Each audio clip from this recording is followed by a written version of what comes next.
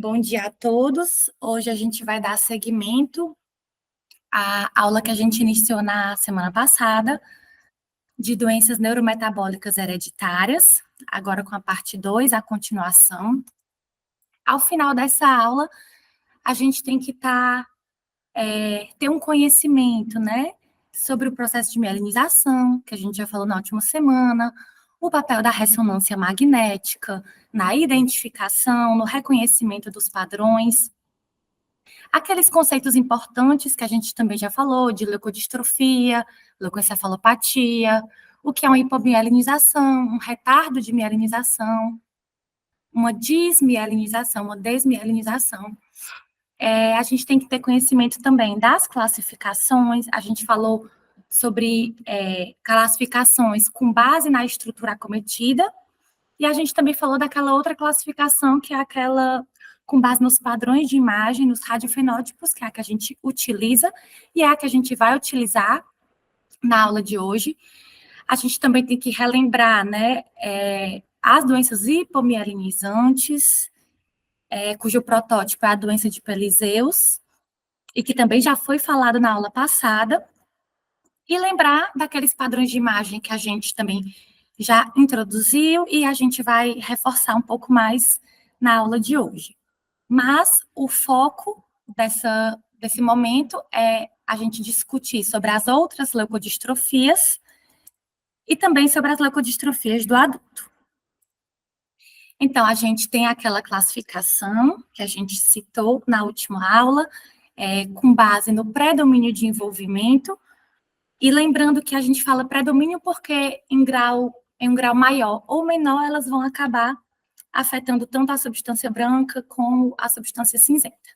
E aí, determinando que o acometimento é prioritário da substância branca com um padrão de desmielinização, a gente tem aqueles acometimentos, né? Subcortical, periventricular, difuso, frontal e parede occipital.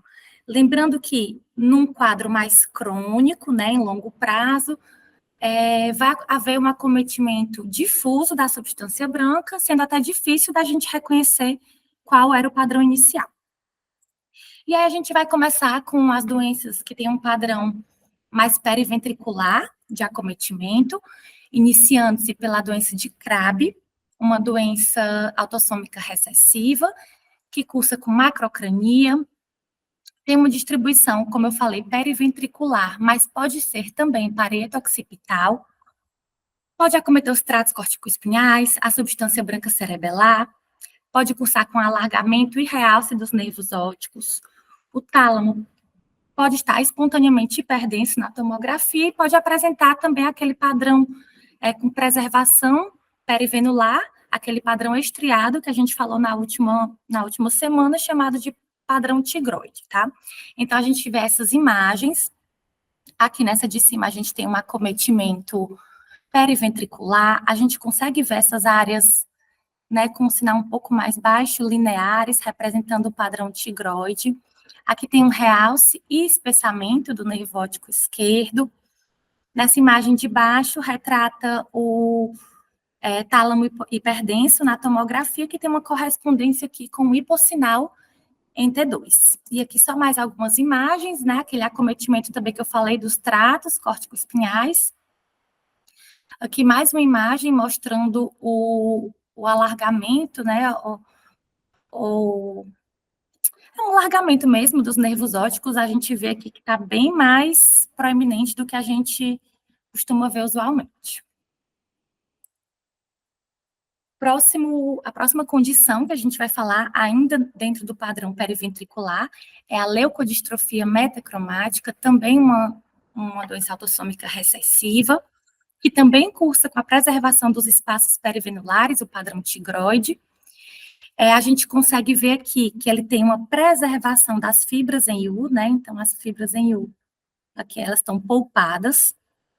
Pode haver restrição à difusão, pode haver realce dos nervos cranianos, notadamente do terceiro e quinto pares, e a espectroscopia mostra uma redução do NAA, com pico do mioinositol e pico de lactato. Então, a gente tem outras imagens aqui, mostrando a restrição à difusão que pode acontecer, Aqui, o realce do terceiro e quinto pares, e aqui a espectroscopia, né? A gente vê aqui a colina, aqui a creatina e o NAA bem mais baixo, e aqui um pico do mil-inositol. A próxima doença de padrão periventricular que a gente vai falar são as mucopolissacaridoses, né? Que é um espectro de doenças lisossomais. Então, existem várias mucopolissacaridoses. O que predomina, né, de manifestação neurológica são esses espaços perivasculares proeminentes, conforme a gente vê aqui. O paciente pode apresentar também ventriculomegalia, macrocefalia, a célula túrcica em J, que eu vou mostrar no próximo slide, e também alterações da fossa posterior, prioritariamente megacisterna magna, e também uma estenose do canal cervical. Então, nessas outras imagens, a gente vê, né, esse predomínio periventricular com um alargamento do sistema ventricular aqui supratentorial, uma estenose do canal cervical, como eu falei, aqui também com uma certa ectopia inferior das tonsilas. Aqui no sagital a gente vê essa alteração na fossa posterior, né, uma megacisterna magna, vê também espaços perivasculares proeminentes, e aqui, como eu falei, a célula túrcica em J. E a última doença de padrão periventricular é a síndrome de Labrune, que se caracteriza por esse acometimento periventricular associado a calcificações progressivas que podem estar presentes tanto na substância branca do cérebro e também do cerebelo, como nos núcleos da base, como a gente consegue visualizar nessa imagem, né, calcificações um pouco mais grosseiras aqui nos núcleos da base, tálamos, também na substância branca frontal, parietal, e associam-se também formações císticas no centro semiovais, cerebelo, núcleos da base, tronco. A gente consegue visualizar também nessa imagem de baixo, né, aqui de permeio a alteração da substância branca, uma formação cística com sinal semelhante ao líquido em todas as sequências, e aqui seria um pós-contraste, mostrando um tênue realce parietal desse cisto, ao meio de contraste. Aqui é uma outra imagem do mesmo paciente. Esse paciente tinha uma imagem inicial com 2 anos. Essa imagem que eu trouxe é de 5 anos e aqui 7 anos. Então, tem uma diferença de 2 anos de uma para a outra. A gente consegue observar aquelas calcificações mais grosseiras, mais distróficas, que estão presentes tanto na substância branca, como também núcleos da base e tálamos. E a gente vê também essas formações císticas. E na imagem 2 anos depois, a gente tem essas ressonâncias que a gente vê um aumento, né, nas dimensões desses cistos, e provavelmente um aumento também na quantidade de cistos, e aqui com um baixo sinal representando também aquelas calcificações que foram mais bem caracterizadas na tomografia. Pronto, aí agora a gente vai dar continuidade com o padrão subcortical. A primeira doença que eu trago é a doença de Canavan. A doença de Canavan, ela cursa com uma macrocefalia progressiva, tem um predomínio do acometimento subcortical, diferentemente da metacromática, que poupava as fibras em U, aqui ela acomete, ela envolve as fibras em U. E lembrando, né, como eu falei lá no começo, qualquer leucodistrofia em um quadro mais tardio, uma evolução mais tardia, ele vai ter esse acometimento mais difuso, dificultando até a gente decifrar qual era o padrão inicial. E aí a doença de Canavan acomete tálamos, globos pálidos, pode acometer também o cerebelo, a gente vê aqui nessa imagem, né, um acometimento cerebelar também, uma alteração subcortical da substância branca, ventriculomegalia, uma atrofia, pode haver restrição à difusão, e diferente da maioria das leucodistrofias que cursam com uma redução do NAA, o Canavan cursa com um pico do NAA e um consequente aumento da relação NAA-creatina. Daí esse mnemônico para a gente tentar não esquecer, né, que Canavan cursa com aumento do NAA. Então, aqui só mostrando essas alterações que eu falei, o acometimento subcortical, pode acometer os núcleos da base, pode haver uma restrição à difusão, aqui mostrando também essa restrição à difusão, e aqui mostrando os picos, colina, creatina e o NA bem elevado.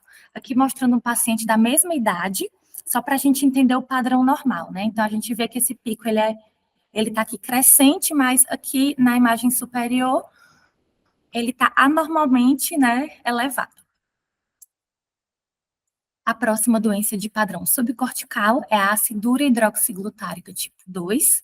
Ela é uma doença autossômica recessiva, ela tem um gradiente anteroposterior e centrípeto, então, apesar de ser subcortical, a gente vai ver um predomínio nas regiões anteriores. Pode haver uma alteração de sinal nos núcleos da base, nos núcleos denteados do cerebelo, e ela tende a poupar o tronco e a substância branca cerebelar. Pode cursar ainda com atrofia do vermes, e na espectroscopia a gente vai ver uma redução do NAA e da colina e um aumento do mioinositol. Então, aqui a gente tem essa imagem com um acometimento subcortical, mais frontal, com dilatação dos ventrículos. Aqui, nesse sagital, a gente consegue ver esse gradiente, né, com um predomínio nas regiões anteriores. Aqui, uma atrofia do vermes, e essas áreas que ele chama mesmo de rarefação mielínica, né, que a gente consegue visualizar aqui. E na espectroscopia, a gente vê a redução do NAA, a redução da colina e um aumento do pico do mioinositol. Agora a gente vai falar do padrão difuso. A primeira doença que a gente vai falar é a doença da substância branca evanescente, ou vanishing white matter. É uma doença também autossômica recessiva. Geralmente, ela se inicia a partir de um gatilho, seja um processo infeccioso, um pico febril. E o que chama a atenção, além desse acometimento difuso da substância branca, são essas alterações císticas, lembrando que a gente tem que entender por alteração cística não necessariamente formações císticas, né?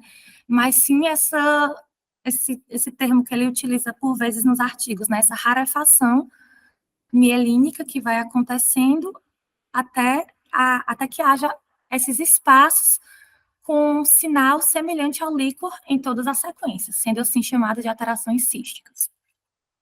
E também pode cursar com atrofia cerebelar variável. Então, aqui é o mesmo paciente, né? Tem uma certa cronologia nessas imagens de alguns anos. Então, aqui a gente tem o exame inicial, já com acometimento difuso da substância branca, com algumas áreas, né, císticas de permeio. Aqui, alguns anos depois, a gente vê um aumento e uma confluência dessas áreas císticas, e nessa terceira imagem também uma confluência ainda maior. Aqui são outras imagens representando, né, essas alterações de rarefação mielínica, com sinal semelhante ao líquido em todas as sequências, acometendo também substância branca cerebelar e com algum certo grau de atrofia. A próxima doença com padrão difuso é a leucoencefalopatia megalencefálica com cistos subcorticais, também um distúrbio autossômico recessivo, que cursa com megalencefalia, tem o hipersinal difuso, incluindo as fibras em U, então também não poupa fibras em U, e ele tem essas formações também com sinal semelhante ao líquido em todas as sequências, então eu vou chamar de císticas subcorticais bilaterais, notadamente nos polos temporais e nas regiões frontoparietais. Então, aqui a gente visualiza, né, esse acometimento difuso da substância branca, com essas formações císticas bem características aqui nos polos temporais. Agora, com o padrão frontal de acometimento da substância branca, a gente tem a doença de Alexander, que é uma doença autossômica dominante, cursa com macrocrania também, pode ter um envolvimento dos núcleos da base e dos tálamos. Então, aqui a gente tem essa alteração de sinal, notadamente nas regiões frontais, com acometimento também de núcleos da base, a gente vê principalmente aqui o tâmen, também substância branca cerebelar, e a gente visualiza aquela imagem que a gente até discutiu na última aula, quando a gente falou daqueles realces característicos, né? Ele tem esse realce nodular periventricular, chamado realce em orelha de coelho, que nem sempre ele é tão típico assim. Então, aqui eu trouxe outro caso, que mostra também a alteração de sinal na substância branca frontal, nos núcleos da base, notadamente putamen, mostrando um discreto realce aqui, que não é, né, necessariamente nos periventricular anterior, mas aqui é posterior e é um realce mais linear, não é um realce nodular, como a gente havia falado na última aula. A gente tem também a doença de Aicardi-Gutierrez, no padrão frontal. Geralmente é uma doença autossômica recessiva, tem um acometimento frontotemporal ou ainda difuso da substância branca. Então, aqui a gente tem um acometimento mais frontal, aqui a gente tem já um acometimento mais difuso. O paciente geralmente tem microcefalia, pode haver calcificações nos núcleos da base, na substância branca. O paciente vai evoluir com atrofia cerebral e do tronco, e esses pacientes, muitas vezes, possuem arteriopatias. E aí eu trouxe outras imagens, né? A gente falou de envolvimento do tronco, aqui a gente tem uma imagem que mostra um envolvimento das fibras transversas da ponte, então a gente tem uma alteração de sinal aqui na ponte. Nessa outra imagem aqui, a gente consegue visualizar uns flavoides, né? Ele tinha uns vasos colaterais aqui que a gente normalmente não visualiza, já se referindo àquela arteriopatia. Aqui nessa anjo, ele evidenciou algumas áreas de estenose, então a gente consegue caracterizar algumas áreas focais de estenose aqui. E nessa arteriografia, ele evidenciou formações saculares, né, aneurismas saculares. Então, tudo dentro desse combo das arteriopatias. E aqui só mostrando também as calcificações que estão presentes nos núcleos da base e também na substância branca, que a gente pode ver aqui de permeio a alteração da substância branca nesse paciente também na ressonância, como esses focos pontiformes de hipossinal.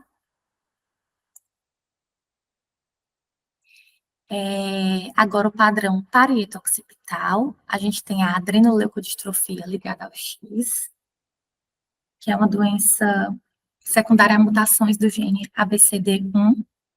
Tem um acometimento da substância branca parieto occipital e do esplênio do corpo caloso. A gente consegue visualizar aqui nessa primeira imagem que o acometimento é parieto occipital e que o esplênio do corpo caloso também está aqui envolvido.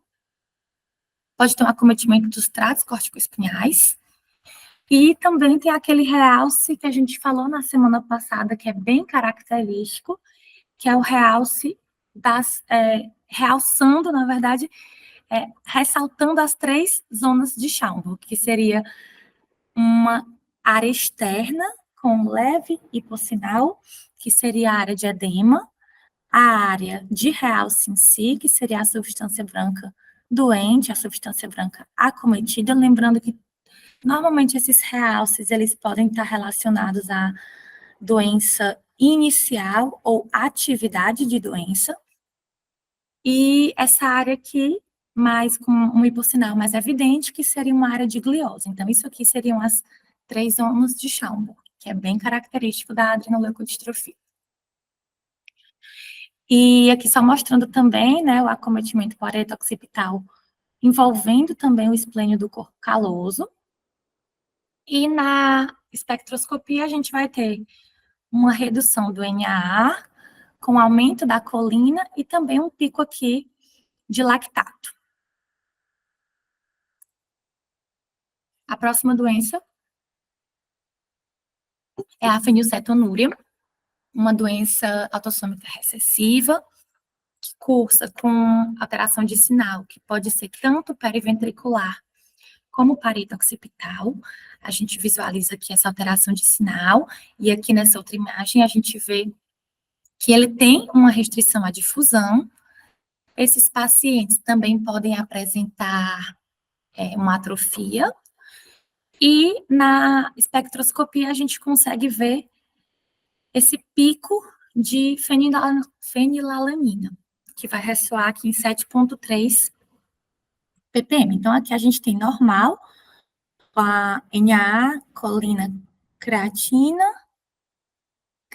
colina, e aqui a gente vê que em torno de 7 tem um pico, que ele aumenta aqui, seria o pico da fenilalanina.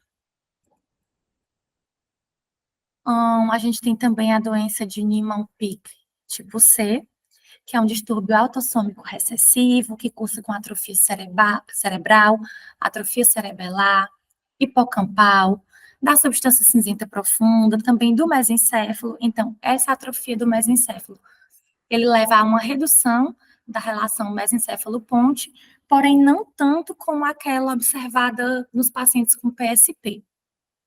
Então, aqui a gente está demonstrando nessa atrofia cerebral, o acometimento aqui mais parede occipital, aqui também mostrando atrofia, aqui mostrando também uma leve redução do mesencéfalo. Aqui também atrofia cerebelar. E aqui é um PET mostrando um hipometabolismo nas regiões pré-frontais e também dorso medial dos tálamos, e um aumento do metabolismo no tronco, né, ponte, cerebelo, no restante da substância branca e núcleos da base. Pronto. Dito isso, a gente encerra as doenças que têm um predomínio da substância branca. E agora a gente vai para aquelas que têm um predomínio na substância cinzenta. A primeira doença que eu trouxe é a síndrome de Lee, que é uma mitocondriopatia, que cursa com alteração de sinal nos núcleos da base, notadamente no putamen e no tronco, principalmente mesencéfalo e bulbo, com áreas de restrição à difusão. E na espectro a gente tem uma elevação da colina, do lactato e um NA reduzido. Então, aqui é mostrando essas áreas de restrição à difusão, aqui notadamente no putamen, e mostrando aqui o NA reduzido, colina elevada, e mais uma vez um pico do lactato. Aqui só outras imagens do paciente com Lee, mostrando essa alteração de sinal em T2 e flare, notadamente nos putamens, né, que se apresentam com hipossinal em T1, e com áreas de restrição à difusão, algumas áreas de restrição à difusão. A segunda doença é a lipofucinose seroide neuronal, é a doença neurodegenerativa mais comum da infância, apresenta também alteração na substância branca e nos tálamos. Então, quando eu falei, né, o envolvimento primário, por quê? Porque muitas dessas doenças, ou praticamente todas, cursa com envolvimento tanto da substância branca como da substância cinzenta em algum grau.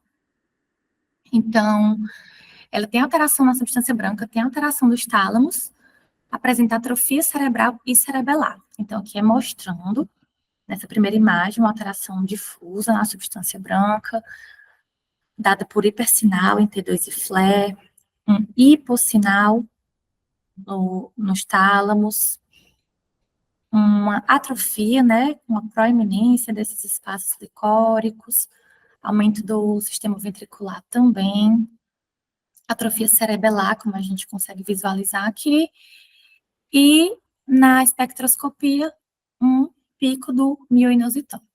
A gente tem também essa redução do NA.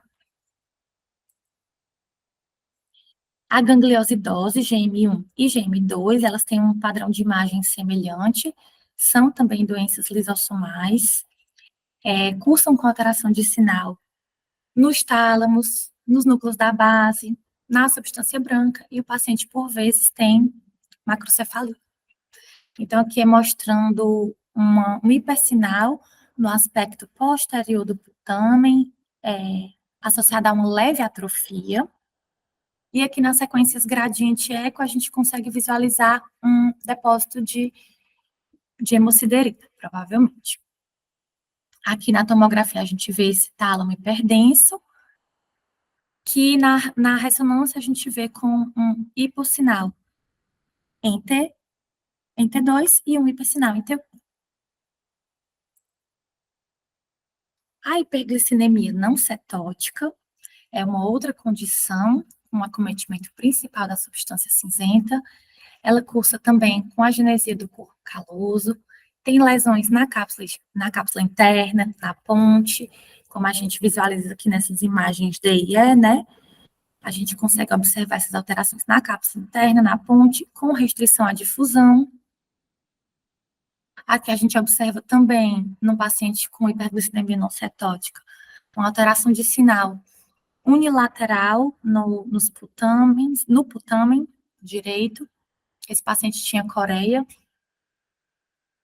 E na espectroscopia, a gente observa um pico de glicina, em torno de 3,5, se eu não me engano. Então, aqui só mostrando outras imagens, né, a gente tinha uma agenesia quase que completa, ou uma hipoplasia acentuada do corpo caloso, uma hipoplasia também da comissura anterior, então, os hemisférios, eles estavam unidos praticamente apenas pela comissura posterior. Por ter essa agenesia do corpo caloso, a gente observa também, né, esses ventrículos laterais meio que paralelos entre si. Tinha também aqui uma colpocefalia.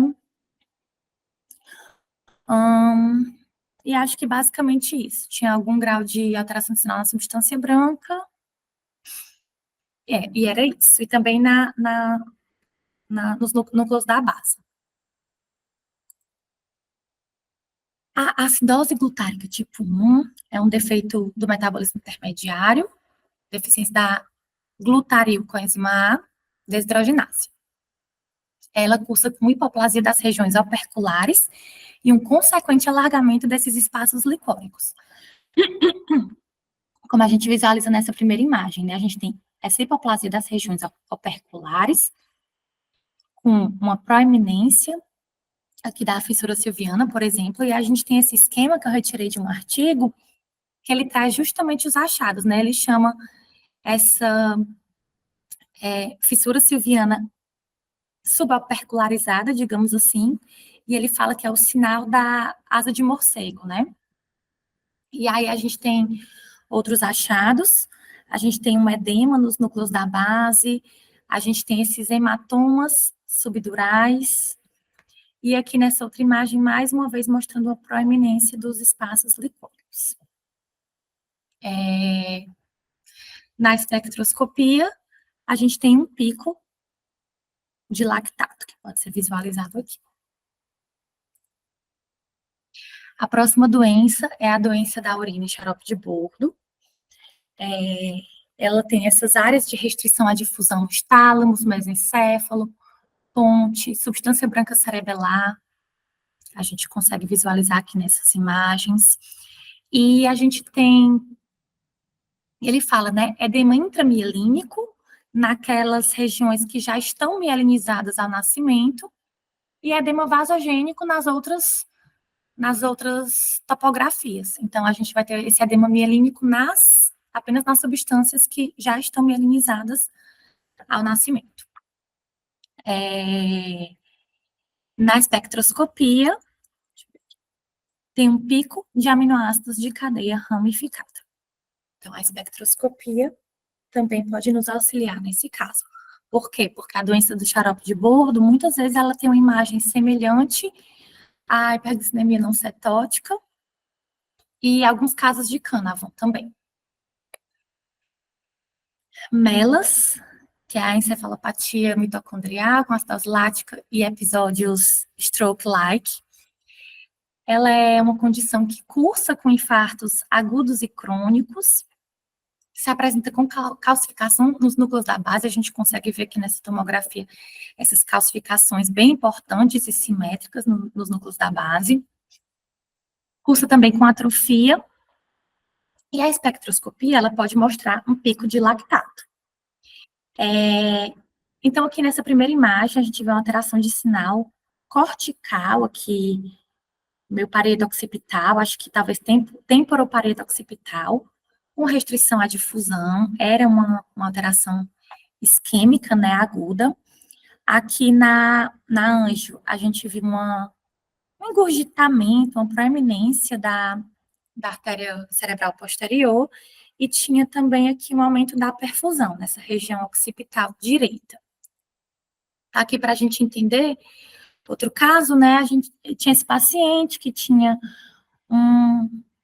é o mesmo paciente daqui, ele tinha essas calcificações, ele tinha uma alteração isquêmica tardia, né, crônica, que a gente consegue visualizar aqui também na ressonância, como sequelar, uma alteração sequelar, e aí tinha uma área aqui no tálamo esquerdo, uma área de restrição à difusão.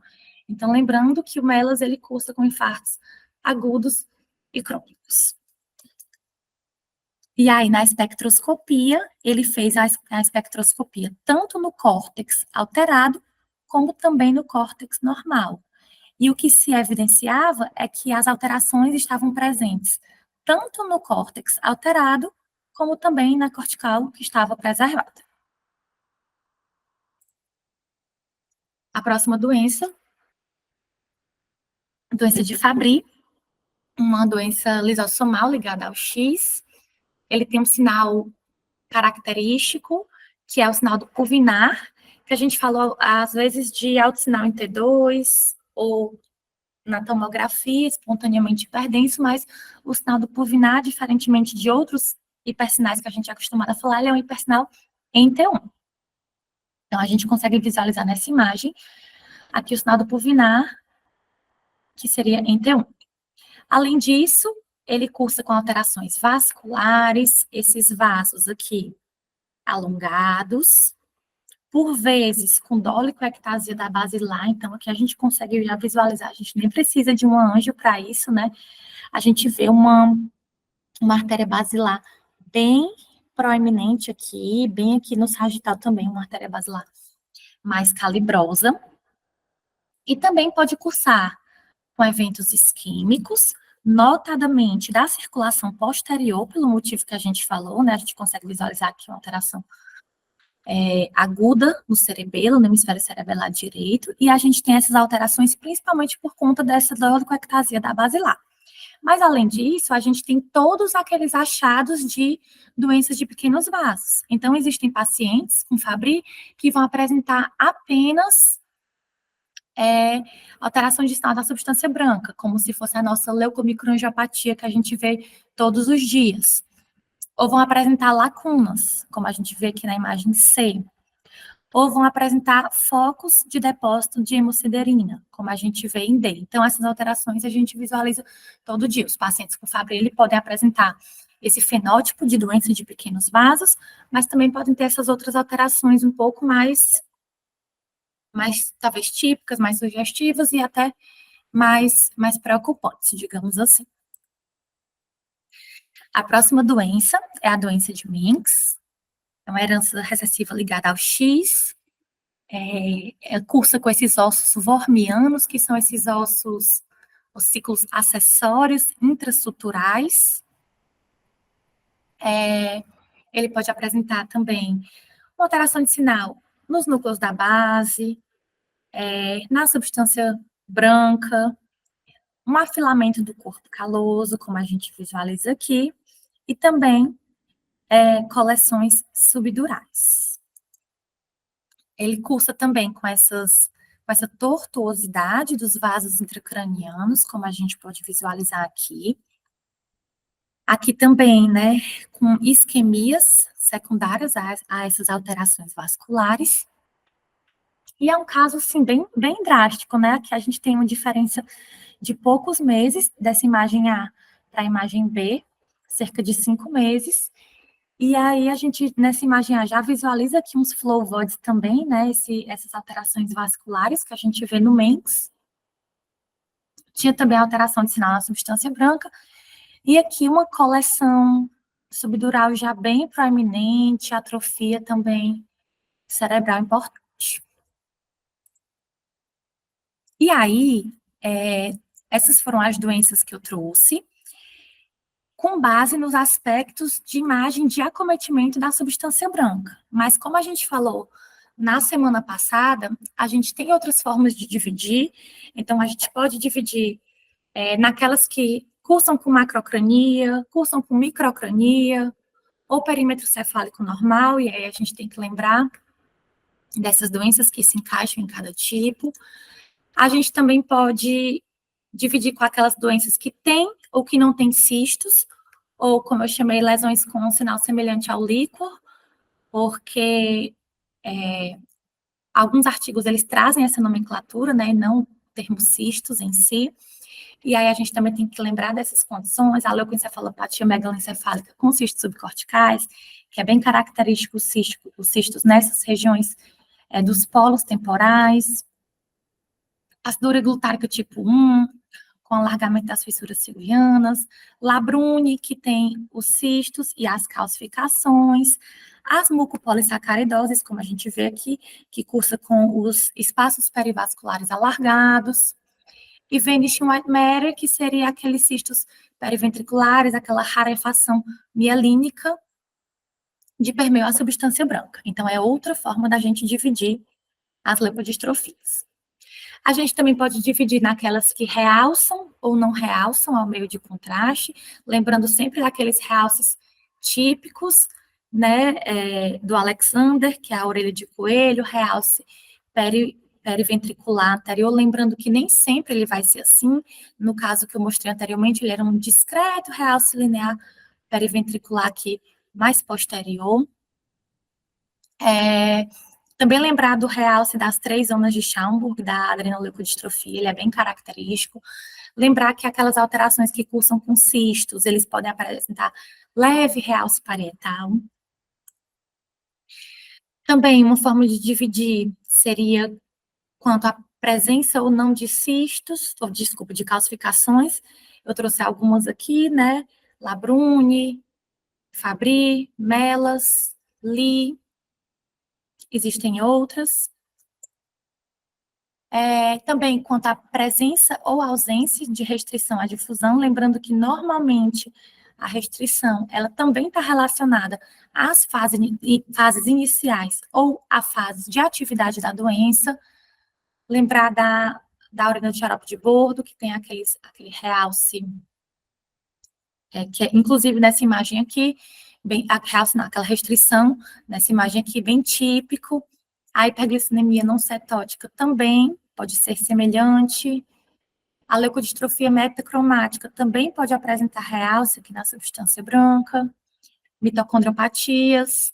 Enfim, a gente já falou melhor, né, enquanto estava falando de cada uma individualmente. E também com relação à presença ou ausência de alterações vasculares. Lembrar que Melas e Fabry têm aquela relação com isquemias agudas ou crônicas, ou agudas e crônicas. Lembrar de Mengs naqueles vasos bem tortuosos. Mucopolissacaridoses também podem apresentar arteriopatias.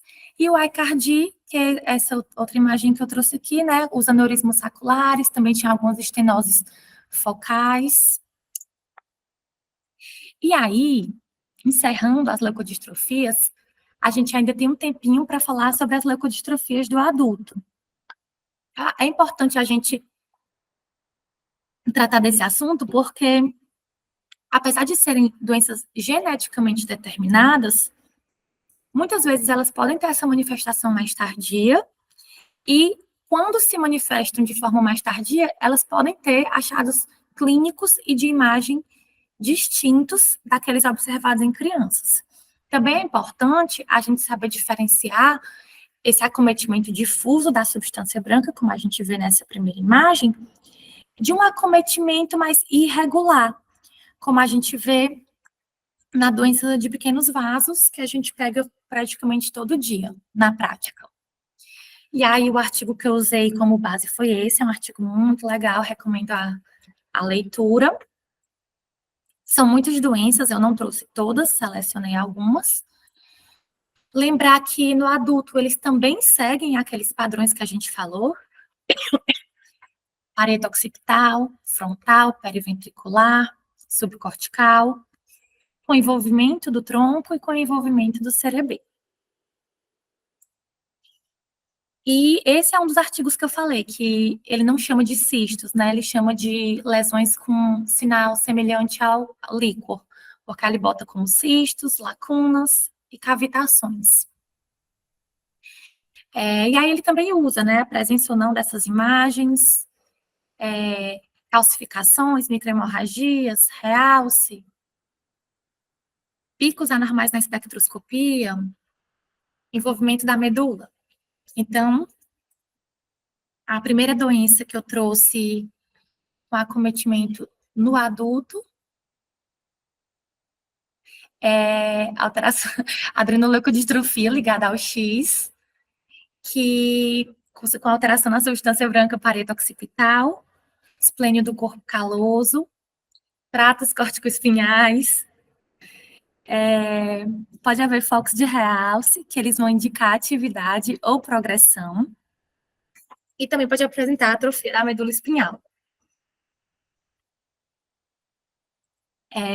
Aqui eu trouxe algumas imagens, né, mostrando que esse acometimento parede occipital, que pegava também esplênio do corpo caloso, como a gente consegue visualizar aqui, e outras porções do corpo caloso também.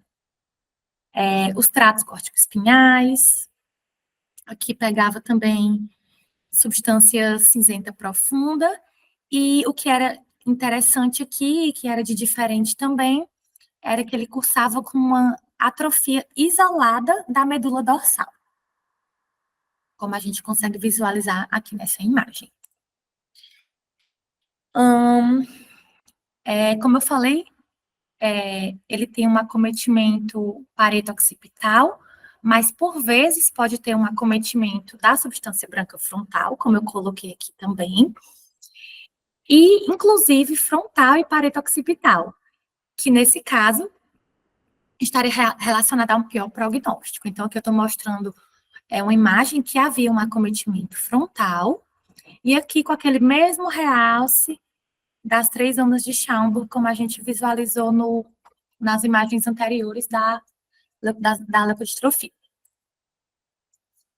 A doença de Crabbe, ela no adulto pode cursar com alteração de sinal na substância branca parede occipital, ou pode ter uma substância branca normal, pode ter um acometimento do corpo caloso, notadamente do esplênio, a gente visualiza aqui, alteração no braço posterior da cápsula interna, nos tratos córtico-espinhais, tratos piramidais, a gente consegue visualizar bem aqui nessas imagens, né?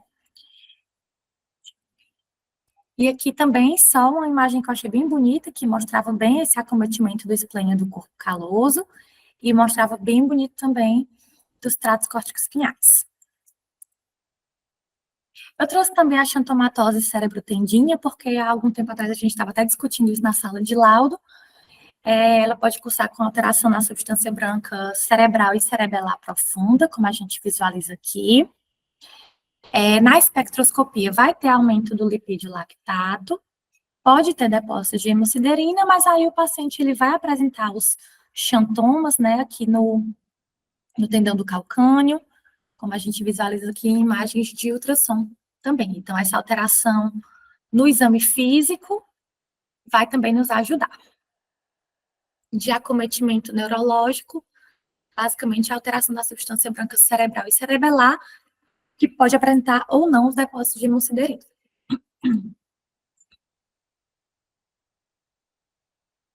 A próxima, a síndrome do X frágil, ela é dividida em critérios maiores e menores.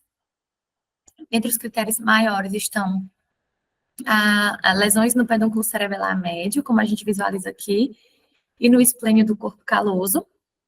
E critérios menores estão as lesões na substância branca cerebral e uma atrofia generalizada uma atrofia, como a gente visualiza aqui, moderada a grave. Bom, essas foram as doenças que eu quis trazer, aqui estão as referências, é um assunto extenso, denso, que quando você mergulha, você vê que é bem mais complexo, né, do que a gente imagina, e bem mais complexo do que eu consegui transmitir na aula, mas a minha ideia é que a gente saia pelo menos com os conceitos bem fixados e com a ideia de que existem esses padrões, existem múltiplas doenças e que elas não se restringem ao acometimento pediátrico, mas existem uns casos que eles chamam de ultra raros, né, dessas doenças que elas, por exemplo, apenas um paciente com essa doença que apresentou o início após os 40 anos, né, que seria justamente falando das leukodistrofias do adulto. Então, era isso, né, tentei transmitir de uma forma lenta, tentando ser um pouco didática e tentando também deixar um material de estudo para ser consultado no futuro.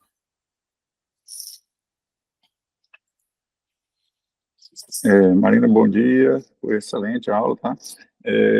Eu sempre digo que assim, a melhor forma de abordar essas como você fez, né? Tentando colocar os marcadores, né? Os marcadores que nós temos, né? E isso é que vai, às vezes, nos guiar. E quando a gente tem, vamos dizer assim, a sorte de surpreender uma doença dessa numa fase inicial, né? Você muitas vezes vai ter desses marcadores aí, você vai colocar o seu diagnóstico diferencial e muitas vezes vai acertar o diagnóstico, né? Você colocou aí bem detalhadamente aí, pelo menos não todos, que é impossível, mas as mais frequentes, né? E de uma forma bem organizada, bem detalhada. Então, guardem essa aula aí para servir para vocês aí, no dia que vocês tiverem algum caso semelhante, né? Vocês podem buscar esses marcadores, né? A classificação, a macrocefalia, o padrão de acometimento da substância branca, etc. Envolvimento da substância cinzenta. Lembrar que esses pacientes, às vezes, como eu falei, às vezes não chegam na fase inicial, infelizmente, né? E aí tem essa possibilidade, você já chega numa fase em que tudo está acometido, a substância branca é profunda, superficial, atrofia adiantada, então aí você já perde essa chance de tentar diferenciar uma da outra, né? Mas às vezes chegam, né? Cada vez mais, né? A ressonância está mais disponível e acaba a gente surpreendendo na fase inicial, a gente pode chegar nessa diferencial e pode ajudar, sim, os pacientes, né? Que algumas dessas doenças têm tratamento, né? Hoje em dia já. Lembrar que a ressonância não é só para o diagnóstico, né? Serve também para segmento, né? Como eu falei, alguns desses pacientes têm tratamento, então você vai fazer um segmento ao longo do tratamento desses pacientes, igual fosse em qualquer outra doença. E, inclusive, a gente usa também a espectroscopia, né? Tem um artigo mostrando que a espectroscopia serve também como um marcador de resposta, de prognóstico melhor ou pior. Você vê o NA muito baixo no início da doença, e ele vai melhorando, isso significa que ele está respondendo, né? Que é um marcador neuronal. Se ele já começa, se o paciente já começa com um NA muito baixo, isso é ruim. Ou então, se a presença de lactato sempre é ruim, né? O lactato, ele é um marcador de mitocondriopatia, mas ele, às vezes, ele está presente em outras leukodistrofias também, na fase aguda, né? Já é um marcador de mau prognóstico. Então, assim, serve não só para o diagnóstico, mas também para essa avaliação adicional, né, de prognóstico e segmento dos pacientes, né. Mas, excelente. Muito bom. Parabéns aí pela aula, viu? Muito bom, Marina. As duas aulas teve uma concatenação, teve uma sequência lógica, a forma que se apresentou, na aula passada mais os conceitos e iniciando, introduzindo aí a fundamentação para essa segunda parte ainda mais complexa, mais densa, né? Certamente muitos aí continuaram assustados com o tema, puxa vida, isso aqui não é para mim, é muito específico, detesto neuroressonância, agora que eu não vou querer mais me aproximar, neuroimagem, né? Erros inatos do metabolismo, leucodistrofia, eu não vou ver isso, então eu não vou estudar, né? Mas não é para ter esse sentimento, tá, pessoal? Vocês vão ver mais uma vez, né, que eu sempre tenho repetindo, né, que o aprendizado é repetição. A primeira vez que eu me deparei com esse tema também, eu tive esse mesmo sentimento, e depois eu deixei como desafio, não, eu vou procurar compreender e vou procurar construir algum algoritmo, né, que dê uma lógica também para esse aprendizado. E, na verdade, como a Marina apresentou, você tem várias formas de tentar compreender. Uma delas é essa apresentação em padrões, que aí já vai estreitando e direcionando esse diagnóstico. A outra por estruturas-alvos também, que vai direcionando, e aí vai facilitando. Relembrando o que foi dito na aula passada, né, que o conjunto dessas doenças não é raro, né, isoladamente são, mas o conjunto não. E como o Daniel também reafirmou agora, muitas delas têm tratamento. E a gente tem um papel fundamental, né? Vocês viram a importância, por exemplo, da espectroscopia. Então, a gente tem a ressonância. Se a gente tiver o conhecimento, a gente vai procurar, dos padrões, a gente vai procurar direcionar nosso diagnóstico. Algumas estruturas relevantes, né, que direcionam ainda mais, como, por exemplo, pulvinar do talo, calcificação. Poxa, será que é doença de Fabry? Poxa, leucodistrofia, eu estou vendo aqui espessamento, realce do nervo óptico. Será que é um CRAB? Vamos olhar para os tálamos, está hiperdenso na toma, está aí com hipossinal no T2, tem um padrão tigroide, pode ser metacromático, pode ser CABRE, né? Então tem algumas diquinhas. E a cereja do bolo, né, é você entender que não são doenças restritas à infância, né? Elas são muito comuns, não são tão raras, melhor dizendo, no adulto. Elas podem se apresentar, por vezes, de uma forma mais frustra na vida adulta. E, a despeito da maioria das clínicas, e a gente se insere nessa, o nosso perfil de pacientes serem adultos, se a gente não tiver esse conhecimento, a gente vai limitar, né, a nossa capacidade de laudo. A gente vai olhar, né, um exame de neuroimagem, e a gente, poxa, isso aqui é leucomicoangiopatia. Aí começa a se auto-sabotar, né? Tudo é microangiopatia, vamos dar fasecas, e deixa passar uma leucodistrofia que se apresenta na forma adulta. Então é importantíssimo ter esse conhecimento. Concordo, esse material ficou muitíssimo bom, tá? Para consulta, guardem isso de uma forma, assim, num local bem precioso mesmo, para não perderem, tá? Óbvio, tem os artigos de referência, isso aí não esgota o tema, mas certamente tem, poxa, mais de 90% daquilo que poderá ser eventualmente ser cobrado em uma prova, especialmente o pessoal que for fazer um pouco mais lá na frente o título de neuroradiologia, de especialista em neuroradiologia, mas também como consulta no dia a dia, que lá na frente vocês vão ver que mesmo que você olhe assim para um padrão no adulto, não, isso aqui não é microangiopatia, está muito difuso, está estranho, dá uma parada, vamos consultar, vamos ver os artigos, vamos ver essa aula, vamos ver outras aulas, e certamente a gente vai conseguir crescer, aprender e contribuir ainda mais. Então, boa semana para todo mundo, parabéns também, Marina, a forma aí que você construiu tudo isso. Um abraço, pessoal. Obrigada, boa semana.